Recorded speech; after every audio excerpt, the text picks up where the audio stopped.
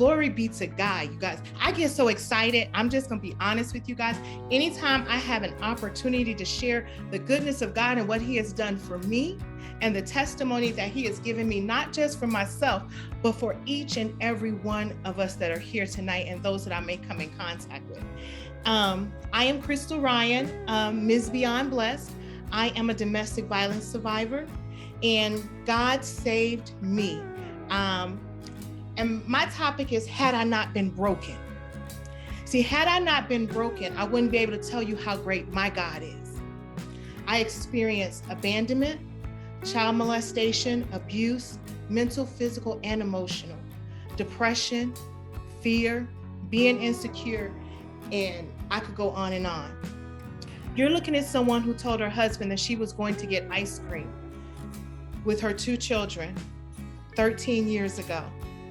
Had you told me that I would be sitting here and God trusted me with his heart, with the heart and the minds of my fellow sisters 13 years ago, I would have told you no way.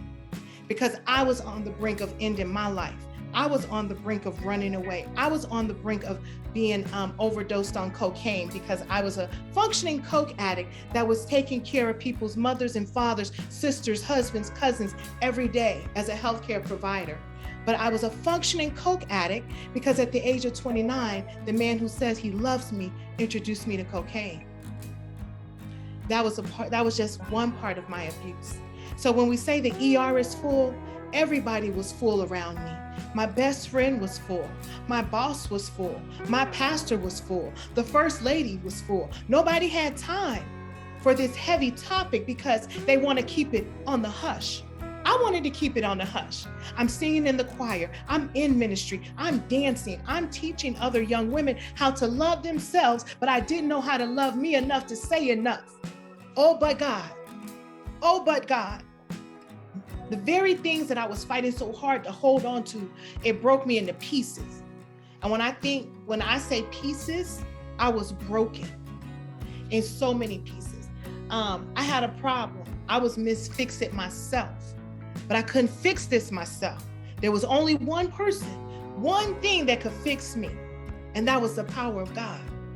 But when I stopped trying to fix it myself and I sat down and I moved out of God's way, to just simply let him pick up my broken pieces and give me my escape plan. I knew I was tired, but I was also comfortable. I had the house, I had the cars, I had the money. I worked because I wanted to, not because I had to, but I thought that was cute. You see, God, you see, ladies, see, sometimes we feel like, oh, he's keeping all the money because he wants me to be more responsible or he wants to take care of me. Oh, he's protecting me when he says that I'm looking at someone or someone is looking at me. But no, honey, you're missing out on the mental, the emotional, the financial, and all of that's abuse. It's not just the physical scars that we have to deal with on a day-to-day basis. When I looked in the mirror and didn't recognize who I was because I didn't even recognize the clothes that I had put on because my man had picked out my clothes for me that day and told me what scrubs I was going to wear. Not what I wanted to wear. I didn't know who KRYSTAL was.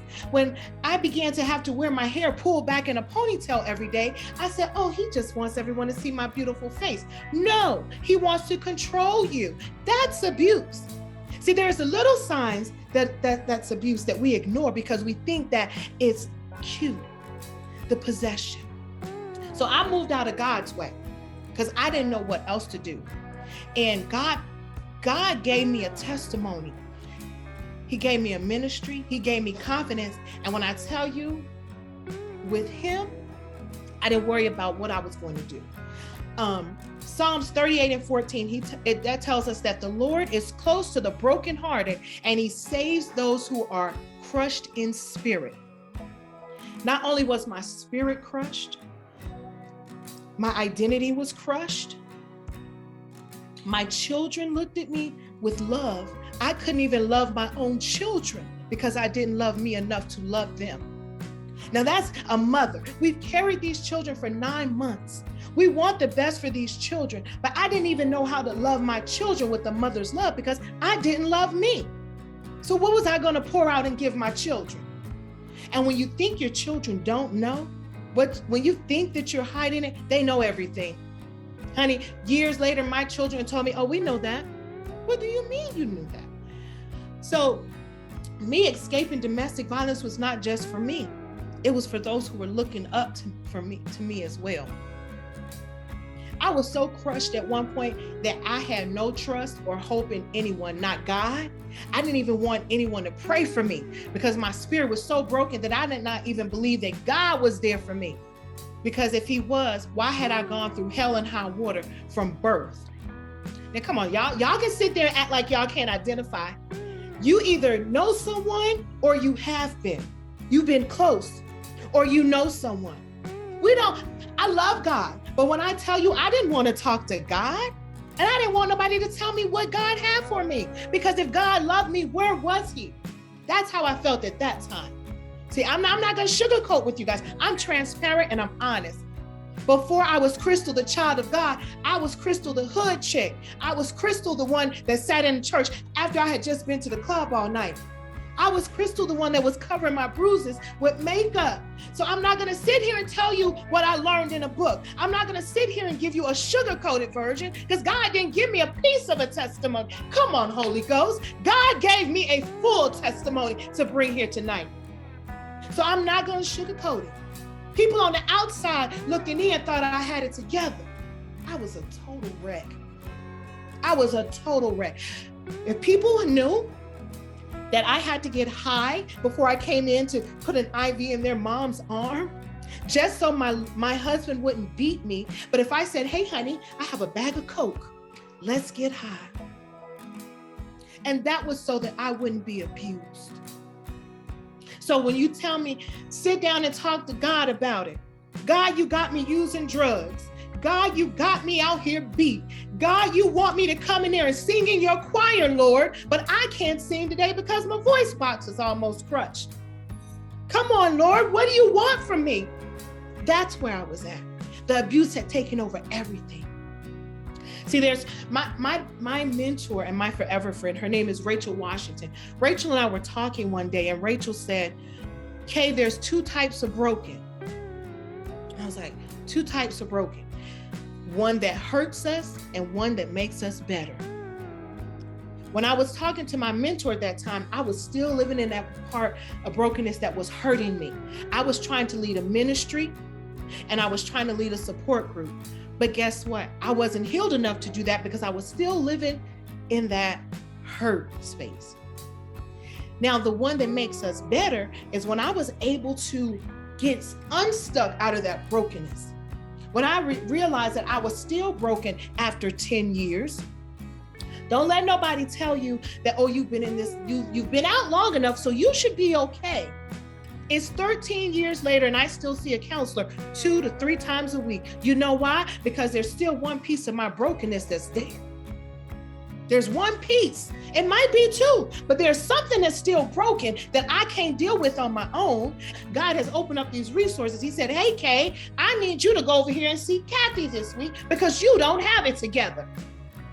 Not only was I physically abused, I was mentally and emotionally. So there comes mental disability. I'll be the first one to tell you guys, I had to wake up to pop a pill so that I could wake up. I had to take a pill so that I could function through the day. And then I had to take a pill so I could go to sleep at night because of the PTSD.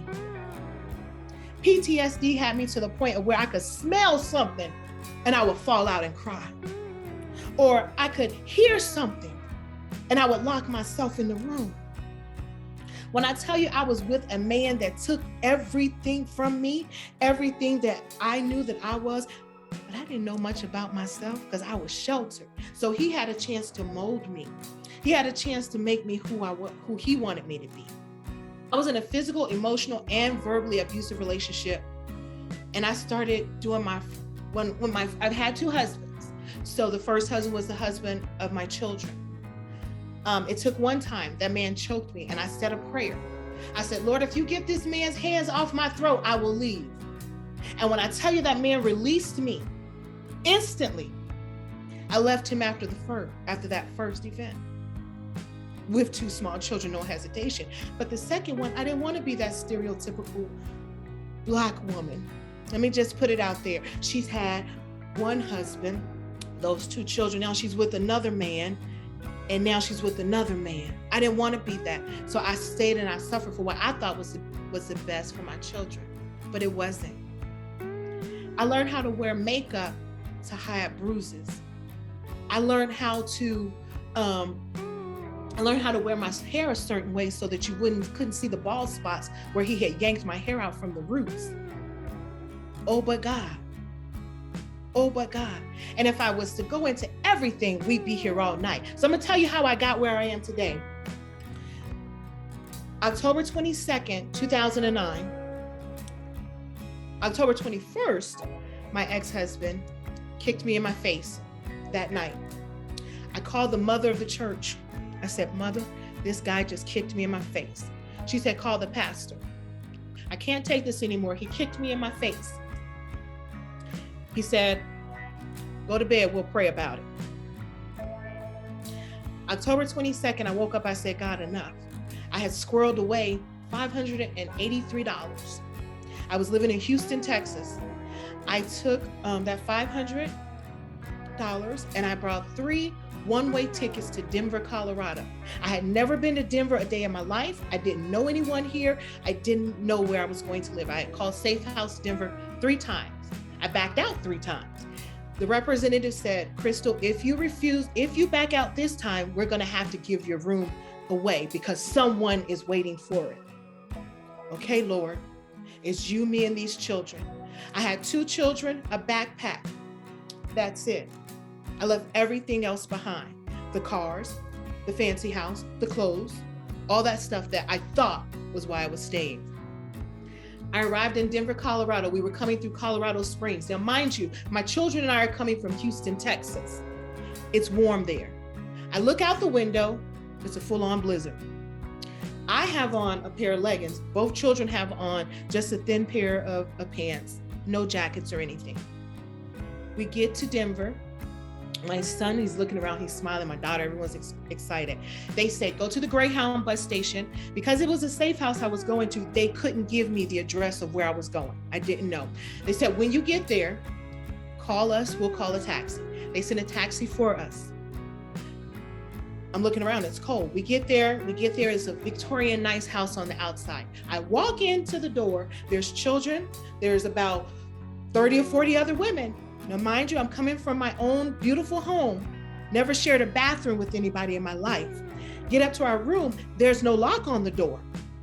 Oh boy. My kids and I, we go to sleep because we had been on the bus for 2 days. We wake up that next morning. My daughter, she was 10. I'm sitting there, I'm holding her. My son is up on his bunk looking out the window, admiring the snow. I'm holding my daughter because my daughter, anyone that knows me on social media or whatever, anyone knows me knows my daughter and I, we are really close. I'm holding my daughter and I'm rocking her. And I looked at her and I said, baby, are you okay? My child said, I am okay. I'm just afraid that you're going to go back. Didn't know why she said that. Didn't know how much she had seen. It is almost 14 years later. They are now adults. I've been living in Denver, Colorado. I am now Ms. Beyond Blessed Ministries, Through It All support group. I started a podcast of Through It All. I am doing what God has called me to do. I will not be quiet anymore.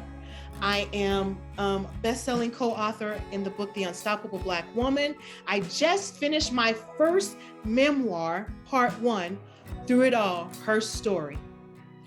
I had to get through the childhood before I can get to the adulthood. So I'm gonna leave you guys with this. God will reach over people that thought they were next in line for the blessing to get to you if it's your season. Let me say that one more time. God will reach over people that thought they were next in line for the blessing to get to you if it's your season. If God has called you to it, He's going to bring you through it. I did not know I was going to start this ministry. If you told me that I would be starting a ministry, no, not me. But as I said in the beginning, God didn't give me a half of a testimony. And he didn't give it to me for myself. He gave it to me for that next teenage girl, because I was a young teenage wife. I can identify with women from age 8 all the way up to 46, where I am today. So I am Ms. Beyond Blessed. I thank God for entrusting me with your ears and your heart. And if you please reach out to me, I'm so excited about what God is doing and what he's going to do. I don't want to go alone. I want to bring my sisters with me. And I'm not sharing my story of something that I learned in school. I lived it. And I can say me too on a lot of issues. So God bless each and every one of you guys tonight. I love you. Sister Maurice, thank you for entrusting me with the hearts of these women. I thank you. Guys, there is life after domestic violence, and no weapon formed against you shall prosper. We are all more than conquerors through Christ who strengthens us. I love you.